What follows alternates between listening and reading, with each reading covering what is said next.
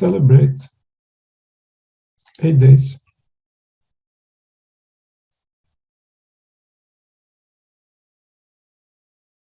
We light candles and we speak about an ancient miracle. We've been celebrating for a very long time. The amount of hours we spent on celebrating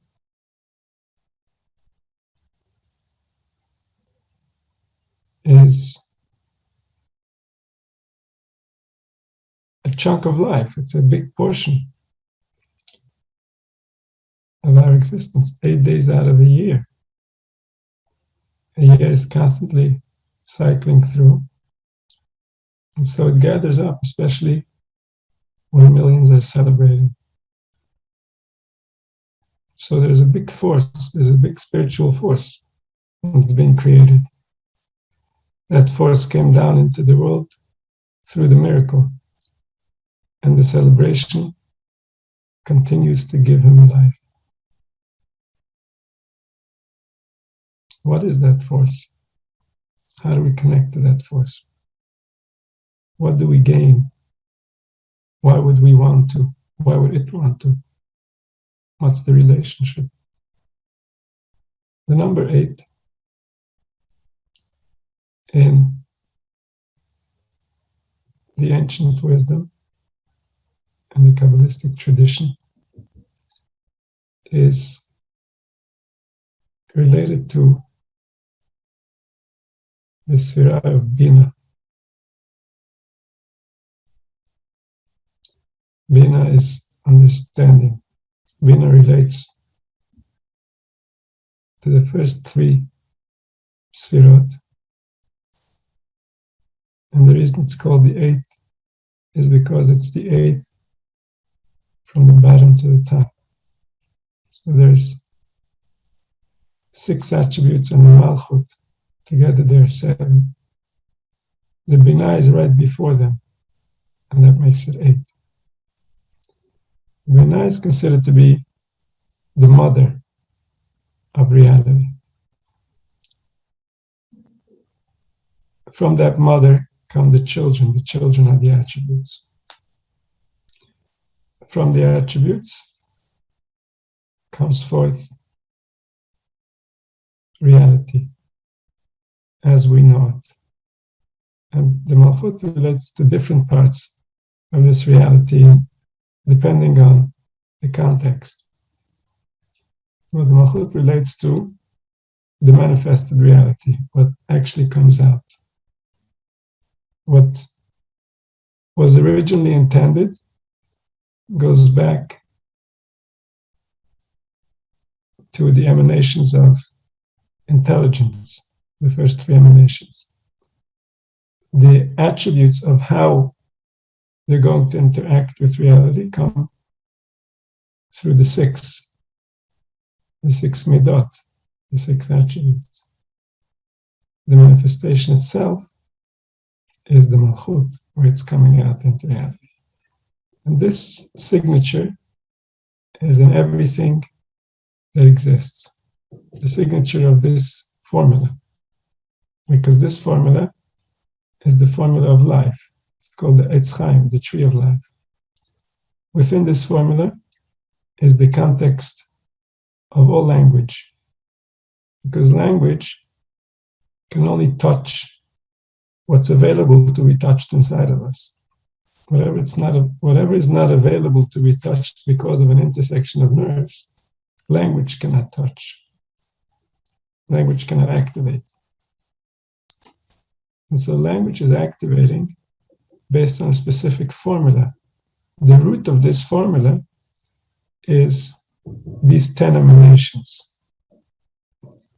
These 10 emanations are the reason everything is the way that it is. The 3 on top are the intelligence that decided that it should be so, and the 7 on the bottom are the attributes and the manifestation itself that causes it to be so.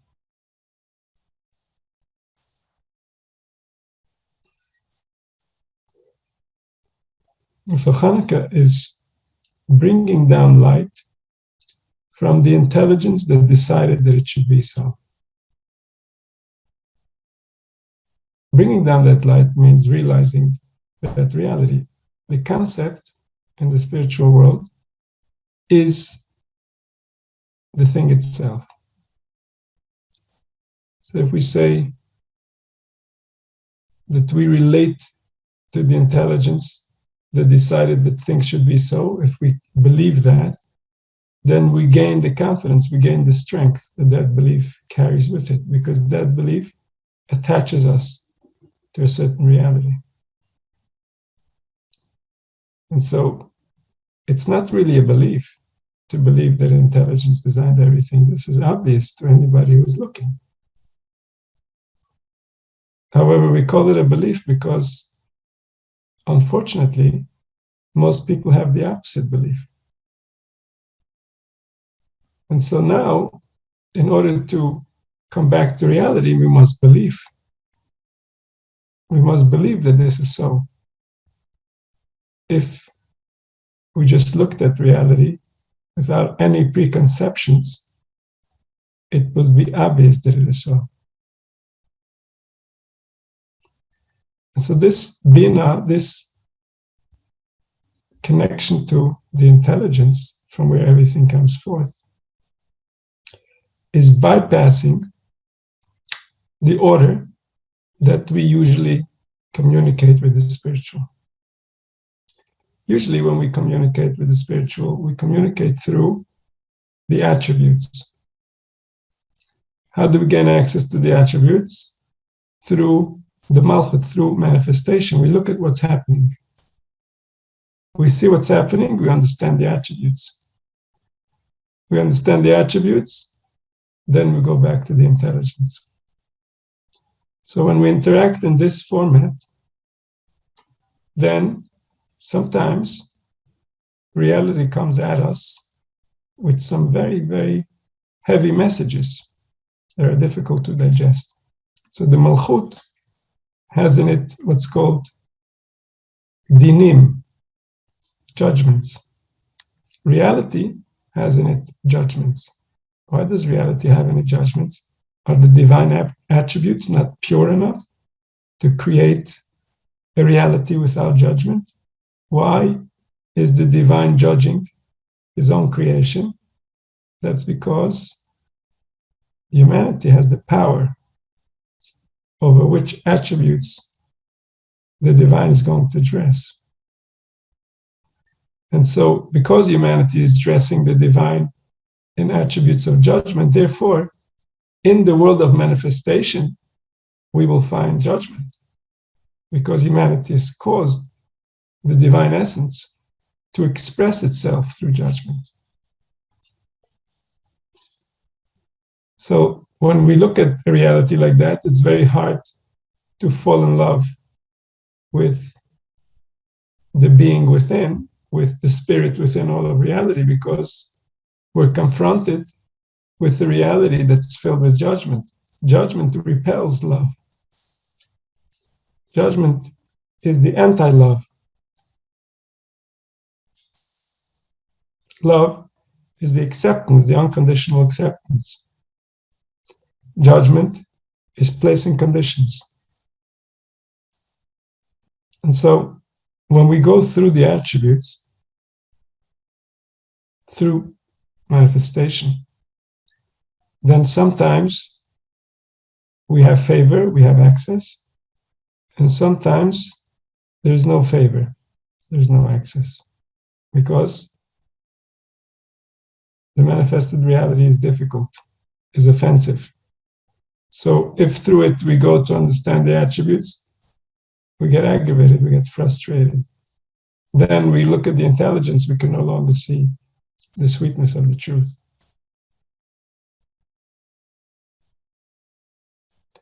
And so then there's another way to go.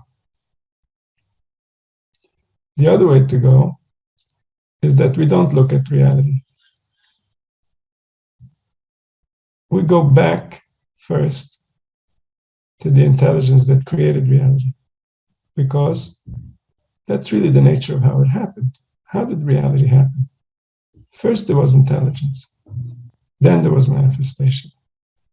So we want to experience the process of creation the same way of how it happened. So we're not going to look at the manifested reality in order to interpret the attributes and then to find the intelligence. We're going to go back to the beginning and realize that there is an intelligence that decided that everything that is needs to be. And we're going to believe in that intelligence, even though the manifested reality, if we were to look, we would have a very difficult time coming to the appropriate conclusions. But we're not looking. We're going directly there because it must be there. We know that that truth is an underlying truth, otherwise nothing would come forth. There's certain intelligence in whatever came forth. And so therefore, we trust, we believe that the source that knew how to create us so that we can continuously exist for thousands and thousands of years. And we can interact with the spiritual and with the physical in perfect manner until nobody even realizes, until everything that is so precious and meaningful, everything that is meant to take up every moment of our life is completely taken for granted. That's how well it operates. And so we're going to trust this intelligence. And then, once we trust it, we're going to create attributes based on what we believe that intelligence intended, because his design was for perfection. So we're not going to react to the manifested reality with the attributes as they come with the animal instinct. We're going to define our attributes based on the original designer who designed humanity. What was his intention? That's what we're going to react to. Those attributes we're going to build. And then we're going to manifest ourselves. We're going to create a malchut that's based on what's coming from there. We're going to interact with reality as if the original intelligence that created reality had its way, based on whatever it is we believe that intelligence had in mind. And by doing so, we're going to live more intelligently. Instead of reacting to what we know lacks intelligence, what we ourselves can criticize easily and realize, oh, it doesn't really relate to reality. So then, instead of reacting to that, instead of allowing our attributes to react to that, which is going to bring us to that level, which is going to create a biology that's suitable for that environment, we're going to create based on what we believe the intelligence had in mind. And therefore, our attributes will create a biology that is based on what we believe that is. Whatever we believe that is closer to our heart than what we see in the external world.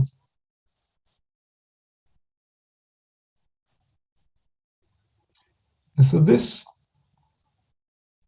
process, this way of approaching reality is called going directly to the bina, going directly to the understanding, to the source of the attributes, and bringing forth life from there.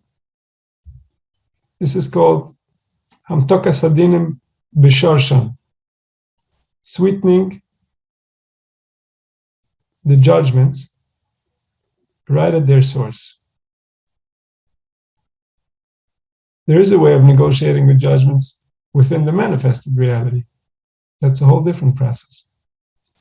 But here, the judgment doesn't even get to live at all. It gets sweetened before it even comes out into the attributes. The attributes don't have to taste the bitterness of the judgment. They don't have to negotiate with it. it doesn't get to exist. This is called repentance. Because who are we repenting to? Who are we returning to? What is tshuva about? It's returning to our own intelligence that's attached to the greater intelligence. Where is the place where your intelligence is attached to the greater intelligence?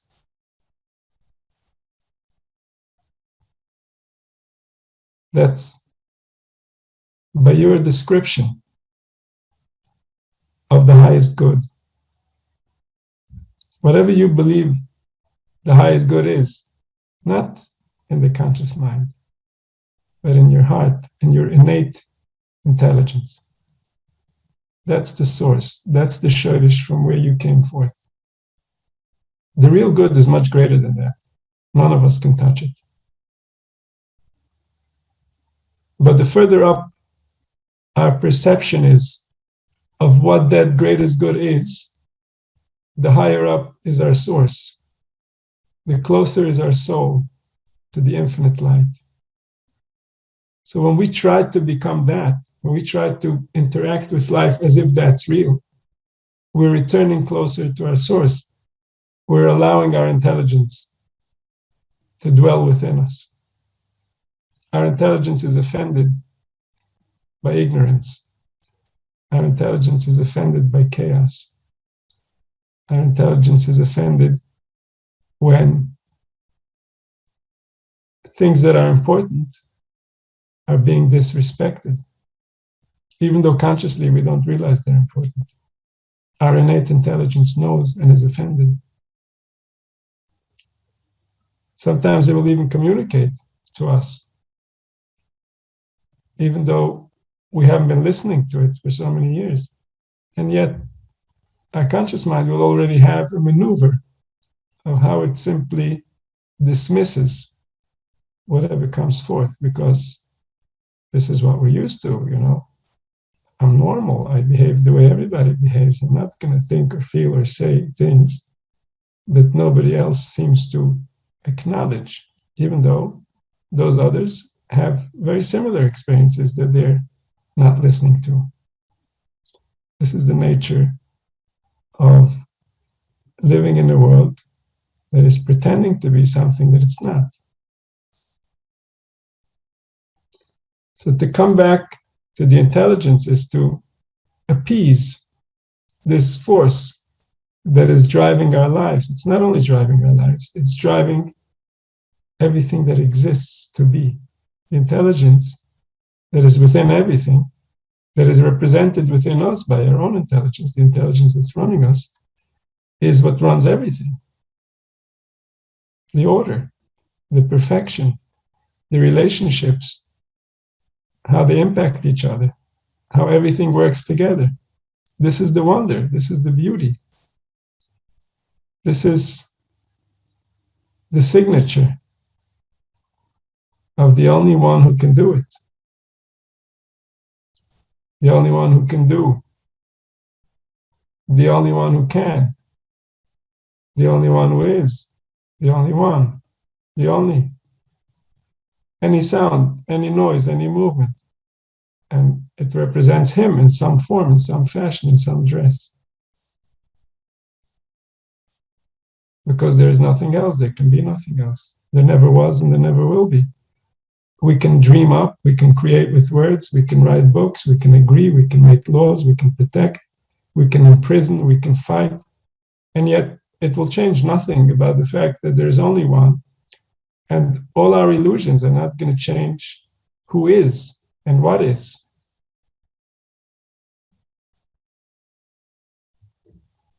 So the force that came down in Chanukah is called the Oragonus. It's a revelation of a light that relates to this ancient intelligence. This intelligence that knows and understands all was once accessible to man. This intelligence became so offended by the behaviors of man that it left. It can no longer reside in a human body if the biology is going to be so offensive to the order created by the designer? If the organs are not going to be getting along, if the hierarchy of who is supposed to rule over who is not going to be followed, if the relationships between the people is going to cause their intelligences to try to frustrate each other, then the intelligence that created us has to leave, or else we would all die.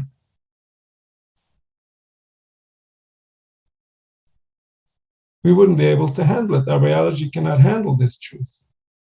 And so the only way to live through it, to survive it, is to become stupid enough to be okay with it.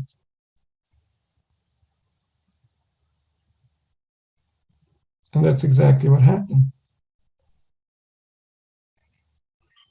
And so this is a survival mechanism of our species, is that it plays stupid when the situation is just not sufferable. But there's a price, because our innate intelligence is not stupid. There's something inside of us that knows exactly what's going on. Our innate intelligence cannot be fooled. It will continue doing its job because its main priority is survival. It hopes to be in a better environment, maybe a few generations after you, and that's good enough for it to want to survive. But it's not stupid. It's creating mechanisms constantly in order to overcome whatever obstacles have been placed in its way, in order for the intelligence to be able to dwell within the body the way that it was designed. This is all within our nature. This is something that was made for us. We don't have to beg for it. It's begging for us. It's begging for our attention.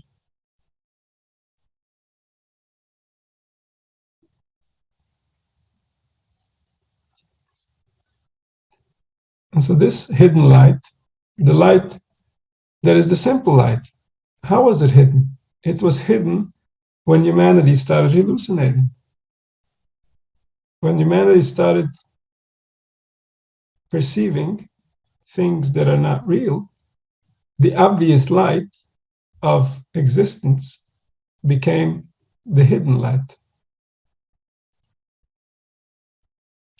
It was hidden beneath all the ideals, all the illusions, all the possessions and desires that humanity was running after, rather than looking back at the intelligence that created them in order to realize their true nature, in order to realize how precious every moment, every detail, every single experience is. So that they would no longer ruin their biology because of external nonsense that really doesn't contribute anything to their ultimate well-being. And when they allow these external things to put pressure on their internal things, on the most precious of all things, at the source through which they receive life, that causes a deterioration in the biology, a deterioration that affects every facet of life, affects every relationship, every thought, every feeling. That awakening of the hidden light that happened on Chanukah relates to a tach shemen, a tiny bit of oil that was found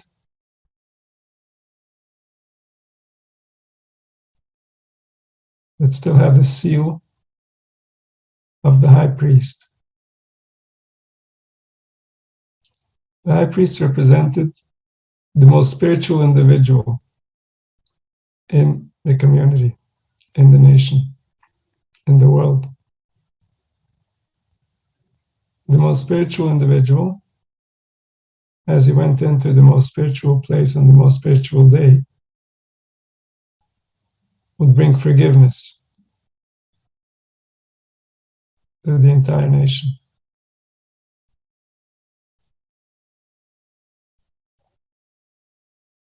And so this light, this intelligence, this wisdom that we're trying to access is the intelligence that causes forgiveness. It's the wisdom of forgiveness. The wisdom of forgiveness is the realization that our beliefs create our biology. Our belief in judgment creates a certain type of organ, a certain type of experience, a certain type of human.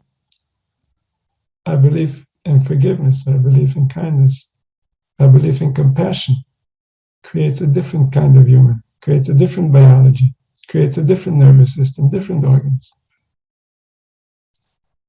And so, in order to thrive as the species that we are, we must learn forgiveness. That's the only way out from the disaster that we've created. There's so much judgment to go around. There's so much to blame if we were to actually look at what happened, that going that route is never going to end. While we try to judge for what's happening now, we are already creating the future conflict. And so the only way is the way of forgiveness. The way of forgiveness is the way of intelligence, is the way of truth, is the way of not reacting to the manifested reality, but reacting to the original intent, reacting to the original intelligence that's trying to create. Our attributes should react to Him and only to Him, so that even if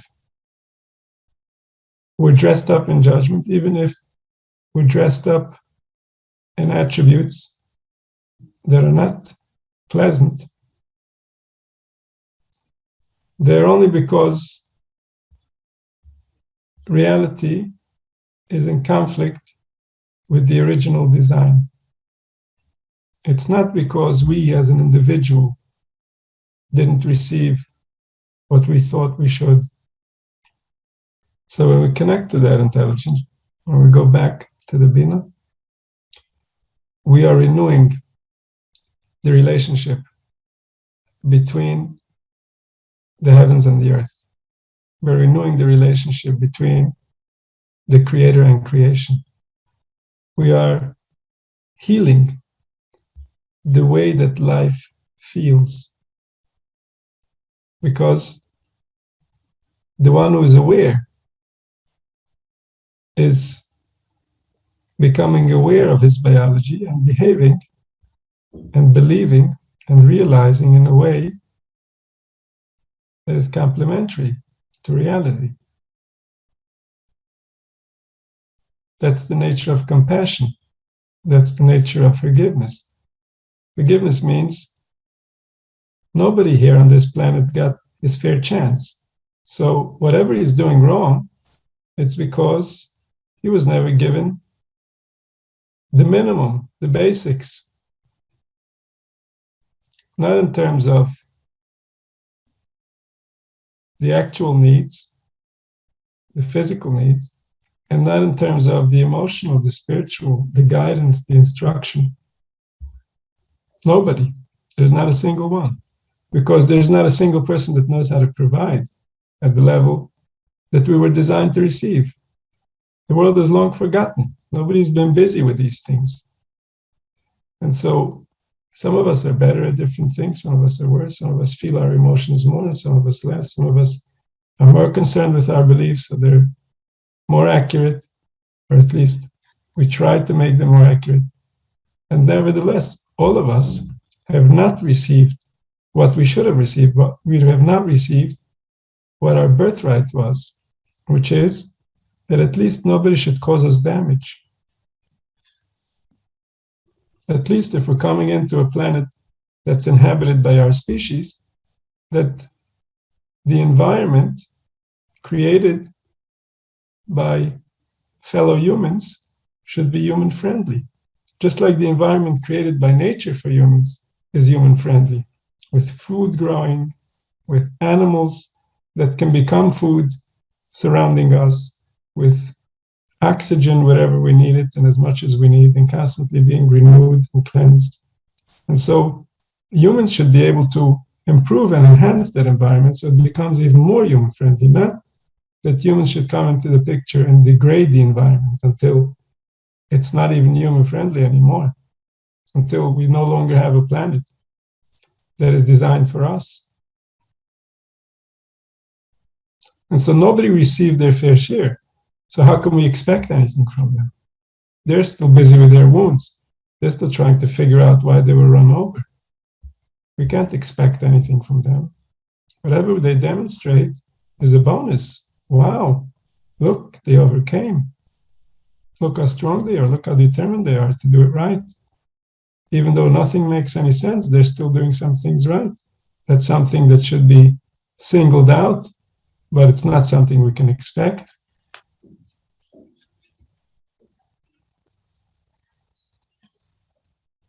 And so understanding goes directly with forgiveness. Understanding is bringing forgiveness. Understanding is going back to the source of judgment and sweetening it. If you want to really be busy with that other person, okay, let's talk about that other person for a moment. You have any idea what they've been through? You have any idea what it feels like to be them? You have any idea how much their innate intelligence is struggling with the ignorance of that conscious mind? We can't appreciate even our own suffering. How could we possibly appreciate anyone else's? And so, not only is there no room for judgment, this type of calculation should change the entire relationship in a way that no judgment could ever even occur.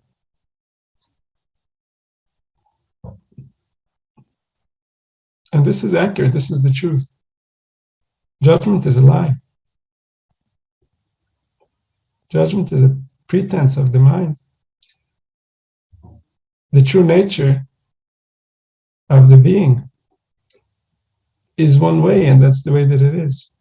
All of us have different strengths and weaknesses, and yet all of us are trying to improve our conditions. All of us are trying to make the best in our own understanding, in our own way. This is our nature. This is who we are and what we are. This is how we were designed by the one who willed all that is into being. And so this light entered into the world, and every year we celebrate in order to attach ourselves to this light, in order to taste it a little bit more, in order to develop it inside of us. The light that connects us to the intelligence that willed for things to be the way that they are. This light is a light that helps us survive darkness. If we go through the Malchut in a time of darkness, if we go through the manifested reality in the time of darkness, it is very difficult to survive. Our nervous system is not designed to handle the type of judgment that has taken over the manifested reality because of human ignorance. And so therefore, our only way is to bypass the manifested reality and to attach ourselves directly to the intelligence, to bring forgiveness from there. And that forgiveness will allow us to survive any darkness. Because if the darkness exists, it means that the intelligence permits it to exist, which means it's beneficial to the being that we all are. If he's permitting it, it's beneficial. That's why it's there. That's why it's happening.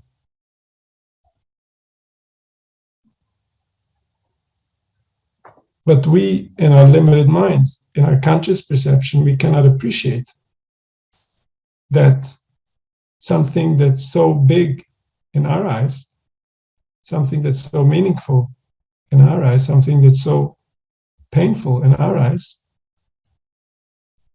should have a justifying cause. And so if we're going to look at it from our perception, if we're going to interact with the manifested reality from our own perspective,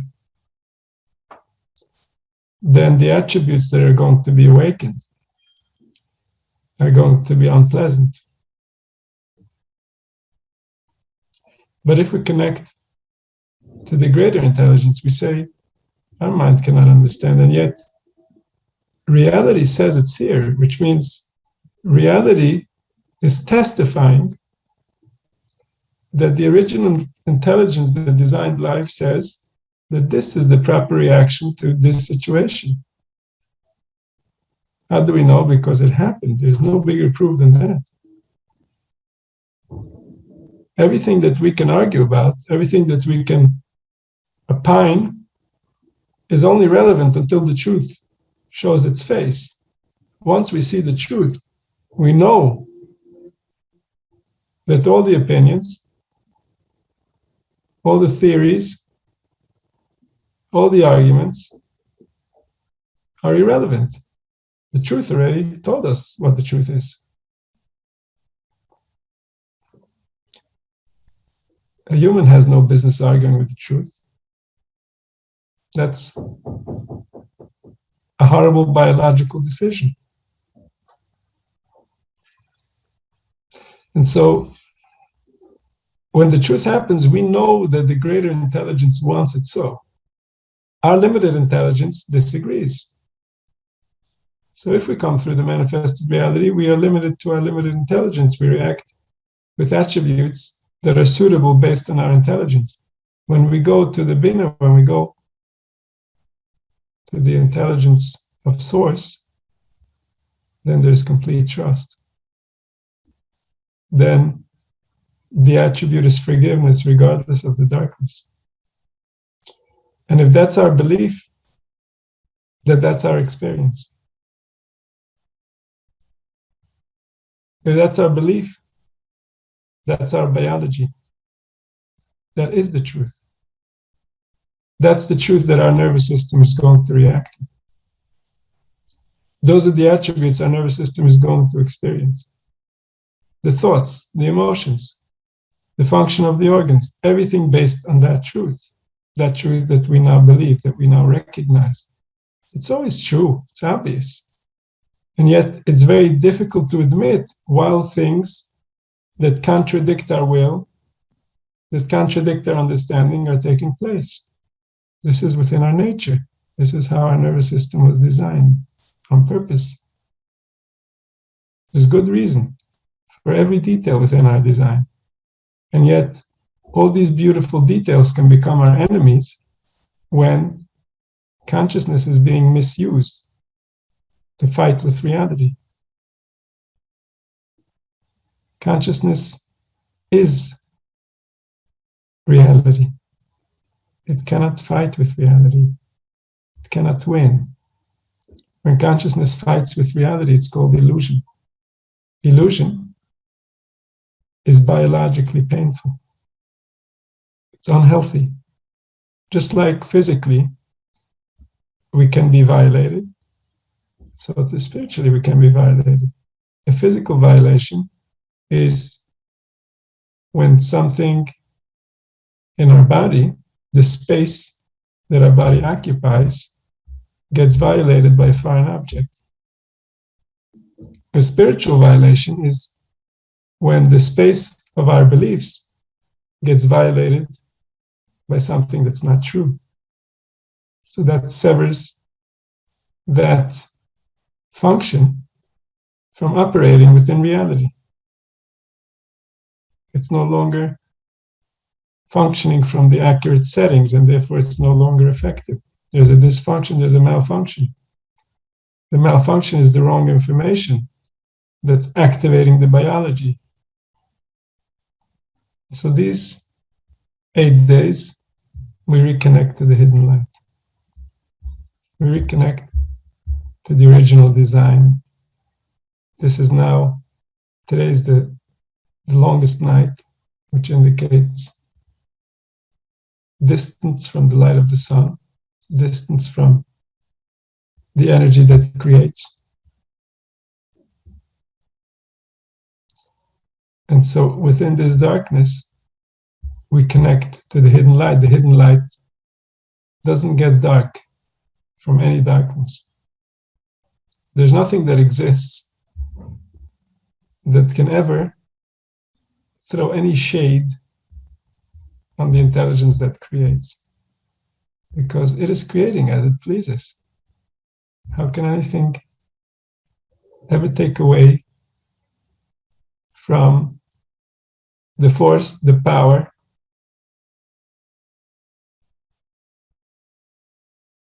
the intelligence of the one that's making it be?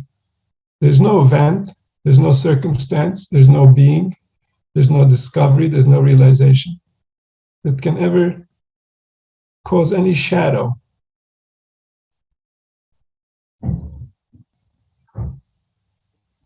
that would reduce that light. That light is permanent and complete at all times. That light is demonstrating its power at all times. And yet, the attributes and the manifested reality are constantly changing colors. In the changing colors, we see how our actions are being received by that intelligence. And so, within the attributes and within the manifested reality, humanity can be measured. The light of humanity gets measured. This is represented by the moon. The light of humanity, the light of our perception, of our recognition, of our realization of the original intention, this is constantly waning in and out of the light. But the light of what creates, the intelligence that creates, the light, the power, the force of everything that is always there. It's undeniable. It never leaves. So when we connect to that power, there is no darkness, there can be no darkness. There never was darkness and there never will be darkness. That's the light of the Creator that always shines. The light of humanity, smaller, bigger. The light of the Creator never stops. So we should all have the merit to discover that hidden light within ourselves, within the people we interact with, within the nature of all that is. We should remember. We should remember the light before its contamination. We should remember existence before all definition. We should remember the one from where all the attributes come forth. We should remember on an individual level, and we should remember on a collective level, and that will result in our final redemption. May it happen soon.